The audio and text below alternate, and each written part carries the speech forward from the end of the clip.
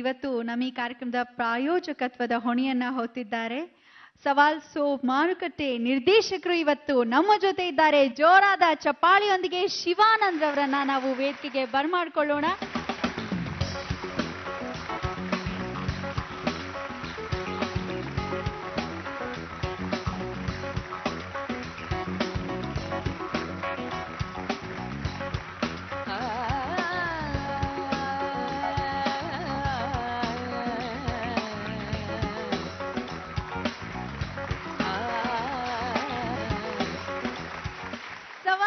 ಅರ್ಪಿಸುವ ಬೃಹತ್ ಬ್ರಹ್ಮಾಂಡ ಗುರೂಜಿಯವರೊಂದಿಗೆ ಮಾತುಕತೆ ಕಾರ್ಯಕ್ರಮದಲ್ಲಿ ಮುಂದಿನ ಪ್ರಶ್ನೆ ಯಾರು ಕೇಳ್ತಾರೆ ನೋಡೋಣ. ಕೊಪ್ಪಳದಿಂದ ಸುಮಾ ಜಗನ್ನಾಥ್ ಶಾಸ್ತ್ರಿ ಅವರು. ಕೆಲವು ಸನ್ಯಾಸಿಗಳು ಮತ್ತು ಮಠಾಧಿಪತಿಗಳು ಕೋಟ್ಯಾಧೀಶರಾಗಿದ್ದಾರೆ. ಹಾಗೆ ಕೋಟ್ಯಾಧಿ ರೂಪಾಯಿಗಳ ಒಡೆಯರು ಆಗಿದ್ದಾರೆ. ಎಷ್ಟೋ ದೇವಸ್ಥಾನಗಳು ಕಮರ್ಷಿಯಲ್ ಆಗಿ. ಇಂಥ ಒಂದು ಇದರಲ್ಲಿ ಧರ್ಮ ಕಮರ್ಷಿಯಲ್ ಆಗಿದೆ. ಇದನ್ನೆಲ್ಲ ನೋಡಿದರೆ ಆಧ್ಯಾತ್ಮ ಮತ್ತು ಧರ್ಮ ಕೂಡ ಒಂದು ದಂಧೆ ಅನಿಸುತ್ತೆ. ನನ್ನ ಈ ಪ್ರಶ್ನೆ ನಿಮ್ಗೇನಾದರೂ ತಪ್ಪಿದ್ರೆ ಅಕಸ್ಮಾತ್ ಕ್ಷಮೆ ಮಾಡ್ಬೋದು. ನನಗೆ ಅಷ್ಟೇನಾ, ಇನ್ನೇನು ಕೇಳ್ತೀರಾ? ಇಲ್ಲ, ಇದು ನನಗೆ ಯಾಕಂದ್ರೆ ಈ ಪ್ರತಿಯೊಂದು ಈ ಪ್ರಪಂಚದಲ್ಲಿ ನೀವು ಹೇಳಿದ ಹಾಗೆ ಕಾಸ್ಟ್ಲಿ ಗುರುಗಳು, ಕಾಸ್ಟ್ಲಿ ಮಠಾಧಿಪತಿಗಳು, ಕಾಸ್ಟ್ಲಿ ದೇವಸ್ಥಾನಗಳು, ಸಾಮಾನ್ಯವಾಗಿ ನೀವೆಲ್ಲ ದೇವಸ್ಥಾನಗಳಿಗೂ ತಮಿಳುನಾಡಿಗೆ ಪ್ರಾಮುಖ್ಯತೆ ಕೊಡ್ತೀರ. ಕೊಪ್ಪಳದ ಪಕ್ಕದಲ್ಲಿ ಹಂಪಿ ಅಂತ ಇದೆ, ಅದು ದಕ್ಷಿಣ ಕಾಶಿ ಅಂತ ಪ್ರಸಿದ್ಧಿ ಆಗಿದೆ. ಅಂತ ಒಂದು ದೇವಸ್ಥಾನಗಳು ನಿಮ್ಮಿಂದ ಜನರಿಗೆ ಬೆಳಕಿಗೆ ಬಂದ್ರೆ ಅಲ್ಲೂ ಒಂದು ಸ್ವಲ್ಪ ದೇವಸ್ಥಾನದ ಪಬ್ಲಿಸಿಟಿ ಆಗ್ಬೋದು ಅಂತ ನನ್ನ ಅನಿಸಿಕೆ. ನಮ್ಮ ಹೆಸರೇನಂದ್ರೆ? ಸುಮಾ ಜಗನ್ನಾಥ್. ಕೂತ್ಕೊಳ್ಳಿ. ಸುಮಾ ಅವರು ಪ್ರಶ್ನೆಯನ್ನು ಕೇಳಿದ್ದಾರೆ. ಇವತ್ತು ಯಾವುದೇ ಒಂದು ನಾಡಿನಲ್ಲಿ ನೋಡಿ, ಸ್ವಾಮಿ ಸನ್ಯಾಸಿಗಳು, ಮಠಾಧಿಪತಿಗಳು, ದೇವಸ್ಥಾನಗಳು ಎಲ್ಲ ಕಮರ್ಷಿಯಲ್ಲೇ. ನಿಜ, ಸತ್ಯ. ಇದರಿಂದ ಯಾವುದೇ ಬೇಸರ ಇಲ್ಲ. ಯಾಕೆಂದರೆ ಸತ್ಯವಾಗಿದ್ದದ್ದು ಕಠೋರವಾಗಿರುತ್ತಂತೆ. ಇದಕ್ಕೆ ಮೊದಲಾಗಿ ನಾನು ಏನು ಹೇಳ್ತೇನೆ ಅಂದರೆ, ಭಾರತ ದೇಶದಲ್ಲೆಲ್ಲ ಕರ್ನಾಟಕದಲ್ಲಿ ಮೊದಲಾಗಿ ನಾವುಗಳು ಸರಿಪಡಿಸ್ಬೇಕಾದ್ದೇನು ಅಂದರೆ ಪೂಜೆ, ಪುನಸ್ಕಾರ, ಕೈಂಕರ್ಯ. ಒಂದೇ ರೀತಿಯಾದ ಧರ್ಮ, ಶಾಸ್ತ್ರ, ಸಂಪ್ರದಾಯ ನನ್ನ ಹಲವು ಕಾರ್ಯಕ್ರಮಗಳಲ್ಲಿ ಹೇಳಿದ್ದೀನಿ. ಭಾರತ ದೇಶದಲ್ಲಿ ಪೂರ್ತಿ ಇರತಕ್ಕಂಥ ಎಲ್ಲ ಅರ್ಚಕರ ವೃಂದಕ್ಕೆ, ಮುಜರಾಯಿ ಡಿಪಾರ್ಟ್ಮೆಂಟು, ಆರ್ಕಿಯಾಲಜಿ ಡಿಪಾರ್ಟ್ಮೆಂಟ್ಗೆ ಗೌರ್ಮೆಂಟ್ ಆಫ್ ಇಂಡಿಯಾ ಪ್ರಕಾರವಾಗಿ ನಾನೇ ಒಂದು ಪತ್ರವನ್ನು ಹಾಕಿದ್ದೀನಿ. ಏನಂತ ಅಂದರೆ, ಒಂದೇ ಶಾಸ್ತ್ರ. ಒಂದು ಪೂಜೆಗೆ ಗಣಪತಿ ಹೋಮ ಎಷ್ಟು ಅಂದರೆ ಬರೀ 1000 ರೂಪಾಯಿ ಇಷ್ಟೇ. ಸತ್ಯನಾರಾಯಣ ಪೂಜೆ ಎಷ್ಟು ಅಂದರೆ ನಮಗೆ ಖರ್ಚು ಬರೋದು 1500 ರೂಪಾಯಿ. ಸಂಭಾವನೆ ಅರ್ಚಕರಿಗಾಗಲಿ ದೇವಸ್ಥಾನಕ್ಕಾಗಲಿ ಎಷ್ಟು ಬೇಕಾದರೂ ಕೊಟ್ಕೋಬೋದು, ಅದು ಸಂತೋಷಕ್ಕೆ.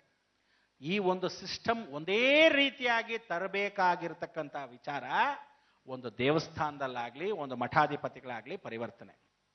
ಜನಗಳು ಹಾಗೇ ಇದ್ದಾರೆ ಸುಮಾ ಅವರೇ. ದುಡ್ಡು ಇರೋ ಕಡೆನೇ ದುಡ್ಡು ಕೊಡ್ತಾರೆ.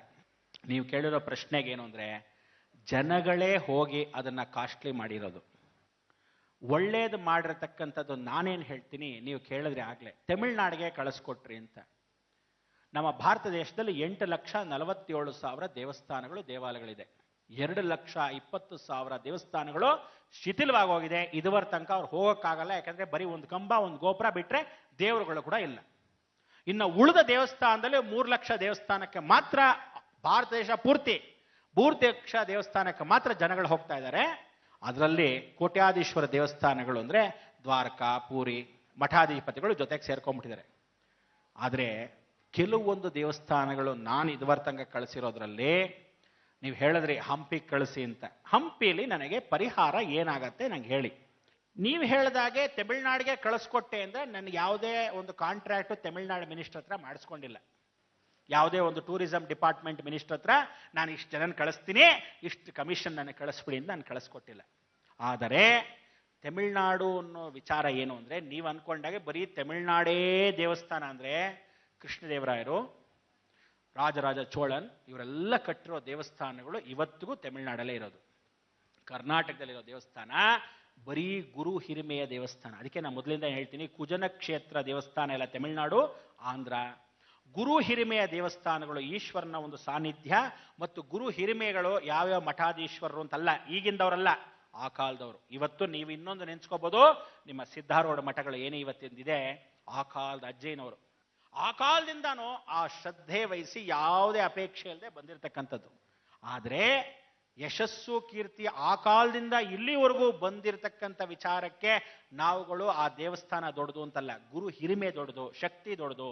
ಇಂಥ ಒಂದು ದೇವಸ್ಥಾನಗಳಲ್ಲಿ ಆ ಕಾಲದಲ್ಲಿ ನೀವು ಕೇಳಿರೋ ಪ್ರಶ್ನೆಗೆ ಏನು ಅಂದ್ರೆ, ನಾವುಗಳು ದೊಡ್ಡದು ಮಾಡೋದಲ್ಲ, ಇದನ್ನ ರಾಜಕೀಯ ಕುತಂತ್ರದಿಂದ ಹೆಚ್ಚಾಗಿ ಮಾಡ್ತಾರೆ, ಮೀಡಿಯಾ ಹೈಪ್ ಇಂದ ಮಾಡ್ತಾರೆ. ಯಾಕೆ ಇವತ್ತಿನ ದಿವಸ ನೀವೆಲ್ಲ ಕೃಷ್ಣ ಕೃಷ್ಣ ಅಂತೀರಾ, ಪಕ್ಕದಲ್ಲಿರೋ ಕೃಷ್ಣನ ದೇವಸ್ಥಾನಕ್ಕೆ ಯಾಕೆ ದುಡ್ಡು ಕೊಟ್ಟಲ್ಲ ನೀವು? ನಾನು ತಮಿಳ್ನಾಡಿಗೆ ಯಾಕೆ ಹೇಳ್ತೀನಿ ಅಂದ್ರೆ, ಅರ್ಚಕರಿಗೆ ಒಂದು ಹೊತ್ತು ಊಟ ಇಲ್ಲ ಇವತ್ತಿನ ದಿವಸ. ಆ ಅರ್ಚಕರು 2 ಕಿಲೋಮೀಟರ್ 3 ಕಿಲೋಮೀಟರ್ ಸೈಕಲ್ ತೊಳ್ಕೊಂಡ್ ಬರ್ತಾ ಇದ್ದಾನೆ. ಅವನು ಬಂದು ಅವನು ಬಾಗಲ್ ತೆಗೆದ್ರೇನೆ ಪೂಜೆ. ಆದ್ರೆ ಆ ದೇವಸ್ಥಾನದಲ್ಲಿ ಕಿಡ್ನಿ ಡಯಾಲಿಸಿಸ್ ಯಾರಿಗಿದೆಯೋ 2.5 hours ಅವರ ನಕ್ಷತ್ರದ ದಿವಸ ಅಲ್ಲಿ ಕೂತ್ಕೊಂಡ್ರೆ, ನಿಮಗೆ ಗೊತ್ತಿಲ್ಲದೆ ಡಾಕ್ಟರ್ಗೆ ಆಗ್ತಕ್ಕಂಥ ಮಿರಾಕಲ್ ಅಂದ್ರೆ, ನಾನೇ 43 ಜನ ಕಿಡ್ನಿ ಡಯಾಲಿಸಿಸ್ ಆಗಿರ್ತಕ್ಕಂಥವ್ರು ಇವತ್ತು ಬದುಕಿಸಿದ್ದೀನಿ, ಇದು ಸತ್ಯ. ಆದ್ರಿಂದ ನಿಮ್ಮ ಸಮಯಕ್ಕೆ ನಾನು ಆ ದೇವಸ್ಥಾನಕ್ಕೆ ಕಳಿಸ್ತೀನಿ ಹೊರತು ತಮಿಳ್ನಾಡಿಗೆ ಹೋಗಿ ಅಂತಲ್ಲ. ಧರ್ಮಸ್ಥಳದಲ್ಲಿ ಧರ್ಮ ಉಳಿದಿದೆ, ಧರ್ಮಸ್ಥಳದಲ್ಲಿ ಧರ್ಮ ಉಳಿದಿದೆ. ಆದ್ರೆ ಧರ್ಮ ಜಾಗೃತಿ ಮಾಡಿಸಕ್ ಮಾತ್ರ ನಾನು ಕಳಿಸಕ್ಕಾಗಲ್ಲ. ಪರಿಹಾರ ಎಲ್ಲಿಂದ ಕೊಡ್ಲಿ? ಹಂಪಿಗೆ ಹೇಳಿದ್ರಿ, ಹಂಪಿ ಹಾಳು ಬಿದ್ದು ಹೋಗಿದೆ, ಶಿಥಿಲವಾಗಿ ಹೋಗಿದೆ, ವಿಜಯನಗರ ಸಾಮ್ರಾಜ್ಯ ರೂಯಿಂಡ್ ಆಗೋಗಿದೆ. ದೇವರು ಕಷ್ಟ ಅಂತ ಎಲ್ಲಿರ್ತಾನೋ ಆ ಸ್ಥಳದಲ್ಲಿ ಜನಾಕರ್ಷಣೆ ಕಮ್ಮಿ ಇರುತ್ತೆ. ನಾನು ಆ ಸ್ಥಳದಲ್ಲಿ ಈಗ ಹೋಗಿ ಮಾಡ್ಕೊಂಡ್ಬಂದ್ಬಿಡಿ, ನೀವು ದೇವಸ್ಥಾನಕ್ಕೆ ಈಗ ಹೋಗಿ ಪೂಜೆ ಪುನಸ್ಕಾರ ಮಾಡ್ಕೊಂಡ್ಬಂದ್ಬಿಡಿ ಅಂತ ನಿಮ್ಮನ್ನು ಕಳಿಸೋದೇ ಹೊರತು ಜನ ಇರೋ ಜಾಗಕ್ಕೆ ಕಳಿಸಲ್ಲ. ನಮ್ಮ ಕೈಯಲ್ಲಿ ದೇವರು ಕಾಯ್ತಾ ಇರ್ತಾನಂತೆ. ಆಗ್ಲೇ ಅವ್ರು ಕೇಳಿದ್ರು, 300 ಮುಕ್ಕೋಟಿ ದೇವತೆಗಳು ನಮ್ಮ ಜನಕ್ಕೆ ಬರಲ್ವಾ ಅಂತ. ಒಳ್ಳೆಯವನಿಗೆ ಒಳ್ಳೆ ಟೈಮಲ್ಲಿ ಬರ್ತಾನೆ, ಕೆಟ್ಟವನ್ನ ಸಾಯಿಸಕ್ಕೋಸ್ಕರ ಬರ್ತಾನೆ.